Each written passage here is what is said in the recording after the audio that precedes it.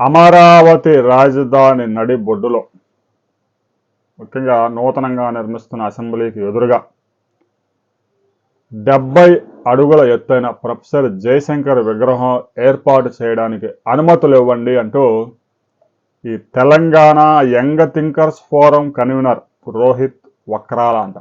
మరి ఈ మహానాయకుడు ఆంధ్రప్రదేశ్ ముఖ్యమంత్రికి లేఖ రాశాడు. మరి లేఖ పోస్టులో వేశాడా, కొరియర్లో వేశాడా అనేది తెలియదు. లేఖ మాత్రం రాశాడు. దీనికి ప్రధాన కారణం తెలంగాణలో హైదరాబాద్ నగరం నడిబొడ్డున మైత్రి వనంలో ఎన్టీఆర్ విగ్రహాన్ని ఇటీవల రేవంత్ రెడ్డి ఆవిష్కరించడం, అంతకు ముందుగా రవీంద్ర భారతిలో గాన గంధర్వుడు ఎస్పి బాలసుబ్రహ్మణ్యం విగ్రహాన్ని ఆవిష్కరించడం, ఇవన్నీ ఆంధ్ర వాళ్ళ విగ్రహాలన్నీ మా తెలంగాణలో ఎందుకు పెడతారు అని ఈ మహానేతకు అనుమానం వచ్చింది. ఆంధ్ర వాళ్ళ విగ్రహాలు తెలంగాణలో పెట్టకూడదంట. మరి ఊరూరికి రాజీవ్ గాంధీ విగ్రహం ఉంది. మరి రాజీవ్ గాంధీ తెలంగాణ వ్యక్తి. ప్రతి దళిత వాళ్ళు అంబేద్కర్ గారి విగ్రహం ఉంటుంది, మహానుభావుడు. మరి ఆయన ఏమన్నా తెలంగాణ వ్యక్తి? బాబు జగజ్జీవన్ రావు విగ్రహాలు ప్రతి నగరంలో ఉన్నాయి. ఆయన ఏమన్నా జనగామలో పుట్టాడా? అంటే ఆంధ్ర వాళ్ళ విగ్రహాలు అయితే తెలంగాణలో ఉండకూడదు. మహారాష్ట్ర వ్యక్తులు ఉండొచ్చు, ఎక్కడ పుట్టారో తెలియని వాళ్ళు కూడా ఉండొచ్చు, విదేశాల్లో పుట్టిన వాళ్ళు ఉండొచ్చు, అవన్నీ ఉండొచ్చు. కానీ ఆంధ్ర వాళ్ళ విగ్రహాలు ఉండకూడదు.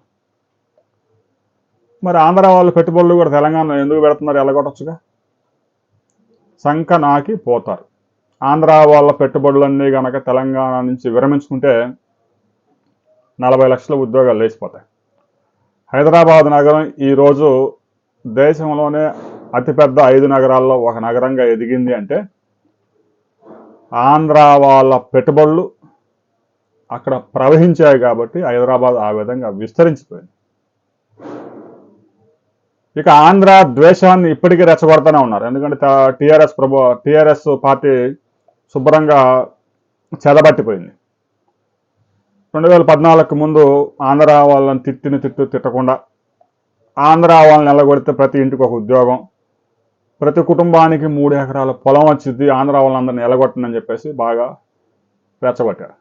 2014లో బొటాబొటీగా కలిసి 10 సంవత్సరాల పాటు తెలంగాణకి స్ట్రా వేసి బంగారు తెలంగాణ పేరుతో శుభ్రంగా దోచుకు తిన్నారు. ఆ తర్వాత ఆ ఆస్తులు పంచుకునే వివాదంలో కవిత కొత్త పార్టీ కూడా పెట్టింది.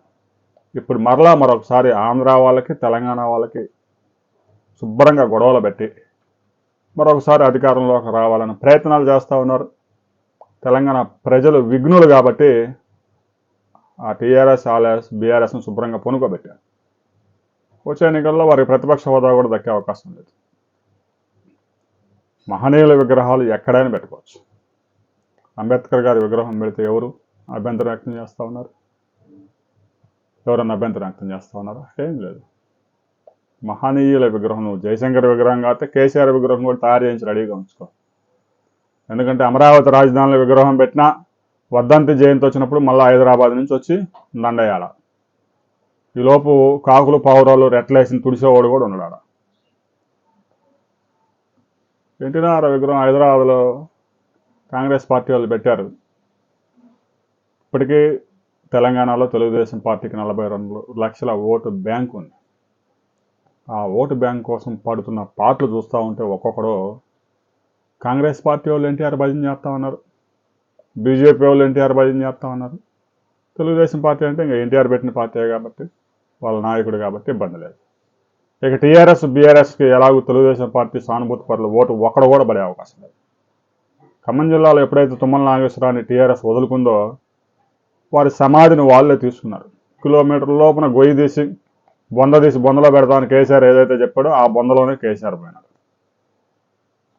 ఏదైతే టీఆర్ఎస్ వాళ్ళు జనాలను తిట్టారో అవన్నీ వాళ్ళకే తగిలింది. ఆ పాపం ఊరకనే పోదు. తెలంగాణ ప్రజల్ని మబ్బులో పెట్టి బంగారు తెలంగాణ అని చెప్పి 12 లక్షల కోట్ల అప్పులు తెలంగాణకు చుట్టి మిగుల్లో ఉన్న రాష్ట్రాన్ని అప్పుల రాష్ట్రంగా చేసి బంగారు తెలంగాణ అయిపోయిందని చెప్పేసి కాళేశ్వరం ప్రాజెక్టు పట్టుమని 10 సంవత్సరాలు కాకముందే కూలిపోయింది. ప్రాజెక్టులో నీరు నింపితే 12 టీఎంసీలు ఉంటుందో పోయిద్దో కూడా తెలియదు. దాన్ని ఏం చేయాలో అర్థం కాక చీఫ్ ఇంజనీర్లు కూడా తల్ల బద్దలు కొట్టుకుంటా ఉన్నారు. అలాంటి తెలంగాణ నువ్వు సాధించావు. ఇంకా బంగారు తెలంగాణ అయిపోయింది. హరీష్ రావు అయితే 8,000 కోట్లు ఉన్నారో లెక్కేసుకోవడం కనుక ఆయన తెలియట్లా. జుట్టుకు రంగేసుకోవడానికి మాత్రం డబ్బులు అంటారు. రెండోసారి మరలా టీఆర్ఎస్ అధికారంలోకి వచ్చిన హరీష్ రావుని ఎందుకు దూరం పెట్టారు మంత్రి పదవి ఇవ్వకుండా? తెలంగాణ ప్రజలు కామెంట్ చేయండి. 10 ఏళ్ల టీఆర్ఎస్ పాలనలో బంగారు తెలంగాణ వచ్చిందా లేదా అనే విషయాన్ని ప్రతి ఒక్కరూ కామెంట్ చేయండి. విగ్రహాలు ఎక్కడైనా పెట్టుకోవచ్చు. అమరావతిలో జయశంకర్ విగ్రహం పెట్టొద్దని, కేసీఆర్ విగ్రహం అసలు రావడానికి వీల్లేదని ఎవరు అనరు. విగ్రహం అభిమానులు ఉన్న దగ్గర ఎక్కడైనా పెట్టుకోండి, ఎవరు వ్యతిరేకించరు. కానీ విగ్రహాలు రాజకీయం చేసి జనాలను విడగొట్టి రాజకీయ ప్రయోజనం పొందాలని చేస్తున్న గుంట నక్కలకే మీ యొక్క అభిప్రాయాలతో చెప్పుతో కొట్టినట్టు కామెంట్ చేయండి.